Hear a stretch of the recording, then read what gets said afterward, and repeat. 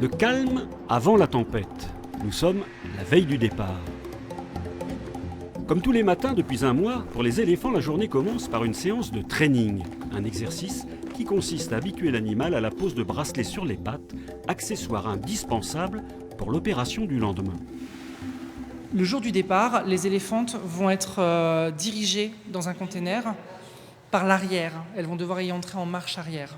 Et de ce fait, là en ce moment, on pose des bracelets à leurs jambes et on attachera des câbles à ces bracelets pour les diriger. La technique de la marche arrière s'applique à chaque transport animalier. La raison en est simple. Après des heures de voyage, les animaux stressés auront tendance à sortir plus rapidement vers l'avant en découvrant au premier coup d'œil leur nouvel environnement. Les câbles de guidage ne sont eux employés que pour les espèces imposantes comme les rhinocéros, les hippopotames et bien évidemment les éléphants. Pour l'heure à Amiens, Yana et Praya se plient avec bonne volonté à cette nouvelle pratique, signe encourageant avant les grandes manœuvres du transfert. Cette agitation inhabituelle se déroule sous le regard d'une femme.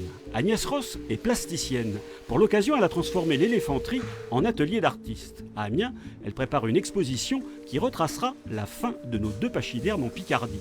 Cavalière de formation, elle se souvient avec émotion de sa première rencontre avec un éléphant. Quand j'ai vu un homme sur un éléphant quand j'avais 28 ans, le premier c'était au Cambodge, et ben en fait je suis restée complètement bloquée.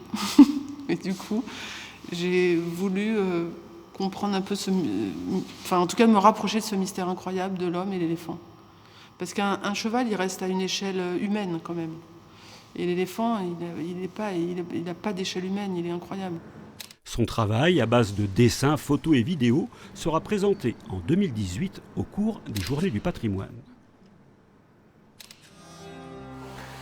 La nuit approche. Sur les visages des soigneurs, on peut lire toute la tristesse de ces derniers instants d'avant le grand départ. D'ordinaire, le repas est un moment joyeux qui facilite les échanges entre les hommes et les animaux. Ce soir, c'est le silence qui prédomine. Une telle charge émotionnelle qu'aucun d'entre eux n'a voulu s'exprimer devant nos caméras. Pascal Lanos est leur nouveau chef, arrivé il y a seulement quelques mois. Il comprend très bien l'attitude de ses collègues. Pour eux, ce sont leurs enfants, quoi. Voilà, ils sont là tous les jours avec, ils les nourrissent, ils nettoient les loges, ils leur parlent, ils leur font faire des exercices de medical training. Donc évidemment, il y a un contact qui est vraiment très proche. Et puis, voilà, il y a un lien très très fort entre l'animal et leur soigneur. On peut parler d'une véritable séparation. C'est une séparation, c'est clair que c'est une séparation.